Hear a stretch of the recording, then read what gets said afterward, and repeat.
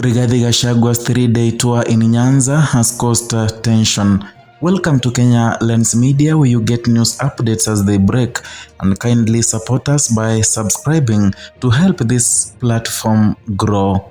Now, a developing opposition realignment is emerging as potential challenge to President William Ruto, for senior political figures exploring a joint ticket while launching a strategic outreach to the Lake region aimed at proving the area remains politically independent.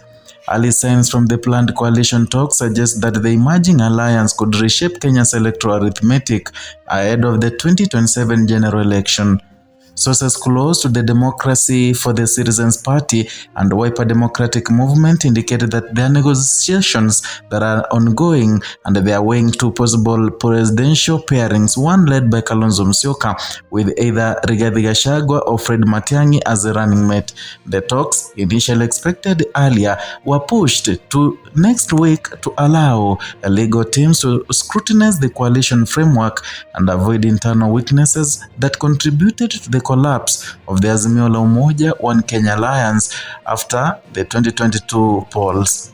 At the heart of the emerging strategy, a political test in the Lake region, historically a stronghold of the Orange Democratic Movement, opposition planners believe large crowds and the enthusiastic reception in the region would undermine the perception that ODM's cooperation with the government has delivered the wholesale into President Ruto's camp.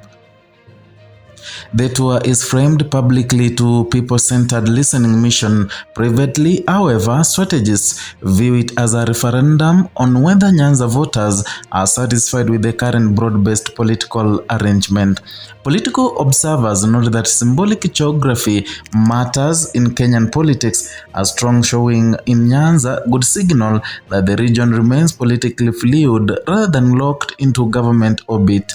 Behind the scenes, negotiators are focused in constructing what insiders describe as a legally airtight coalition agreement. The delay in formalizing the pact reflects lessons learned from the fragmentation that followed the last election cycle. Sources say legal teams are examining power-sharing formulas, dispute resolution mechanisms, and party withdrawal clauses. The aim is to prevent the kind of post-election disputes that weakened opposition cohesion in previous cycles.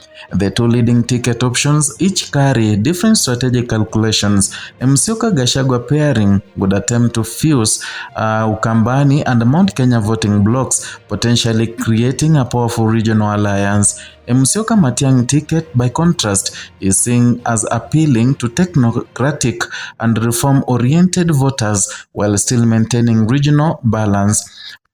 At this stage, negotiators appear to be keeping both options open as they assess political feasibility and ground reactions. Analysts increasingly describe the emerging alliance as potential perfect storm scenario for President Ruto if truly it materializes. In the 2022 election, Ruto's victory strategy relied heavily on fragmenting traditional voting blocks while consolidating support in the Rift Valley and parts of the Mount Kenya.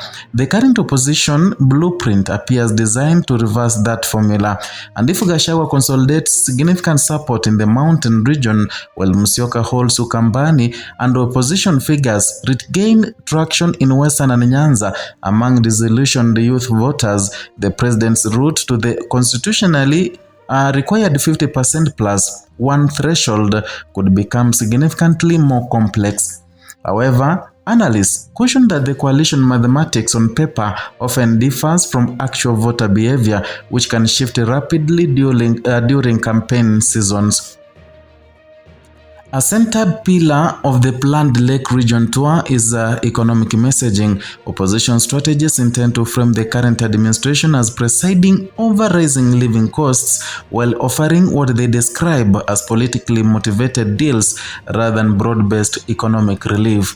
The messaging reportedly focuses on themes such as high taxation, household economic pressure, and controversial privatization discussions. By emphasizing bread and butter issues, the opposition hopes to build a cross-ethnic coalition rooted in shared economic concerns. This mirrors a strategy that proved effective in the 2022 campaign cycle when economic grievances cut across traditional ethnic alignments. The difference now is that the same populist framing it is being redirected against the incumbent government. Timing is also critical. Opposition planners are reportedly aiming to formalize their alliance before the upcoming ODM National Delegate Convention that is scheduled on the late March. The calculation is strategic, presenting a credible alternative before the meeting could encourage dissatisfied ODM legislators to reconsider their political positioning.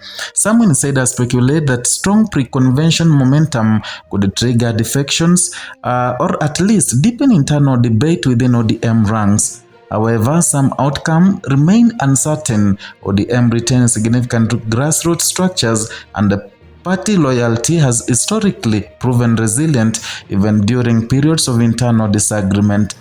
Despite the growing attention, the proposed coalition faces several hurdles. First is the challenge of sustaining unity among strong political personalities. Kenyan coalition politics has repeatedly shown that pre-election alliances can unravel under the pressure of seat-sharing negotiations and regional expectations. Second is the question of message discipline. While economic grievances resonate widely, translating dissatisfaction into a unified national voting bloc requires sustained organization and credible policy alternatives. And that is the incumbents factor. President Ruto retains the advantage of state visibility, development initiative, and established political networks, all of which can reshape the political environment before 2027. Finally, voter fatigue with a light political reshuffling could blunt the impact of the new alliance if it's perceived as merely reconfiguration of familiar political figures rather than the genuine reform movement. Kenya's recent political history shows that broad opposition coalitions can also be powerful but fragile. The experience of the Azimio coalition demonstrated both the potential and the pitfalls of multi-party alliances formed primarily for electoral strength. Successful coalitions have typically required three ingredients: clear leadership hierarchy, enforceable coalition agreements, and unifying national message that resonates beyond regional strongholds. The current negotiations suggest opposition figures are attempting to learn from past breakdowns by emphasizing legal safeguards and early coordination. Whether those precautions will be sufficient remains to be seen. The emerging opposition alignment and high-stakes Nyanza outreach represent more than routine political maneuvering. They signal an early reshaping of the battlefield ahead of the 2027 general election in Kenya. And if Musyoka-led coalition successfully merges key regional voting blocks and sustaining momentum through the Lake Region tour, President Ruto could face a more competitive electoral environment than in 2022. The strategy's emphasis on economic grievances also reflect a broader shift in Kenya, or rather in Kenyan politics, towards classified and class-based messaging that cuts across ethnic lines. However, the outcome is far from predetermined. Coalition durability, grassroots mobilization, and government economic performance over the next 2 years will ultimately determine whether the emerging alliance becomes serious electoral force or another short-lived political experiment.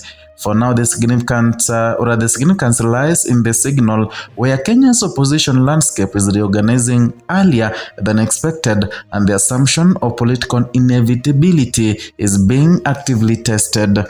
That's all for today from Kenya Lens Media. Kindly consider subscribing if you're new here, and also remember to share, like our contents.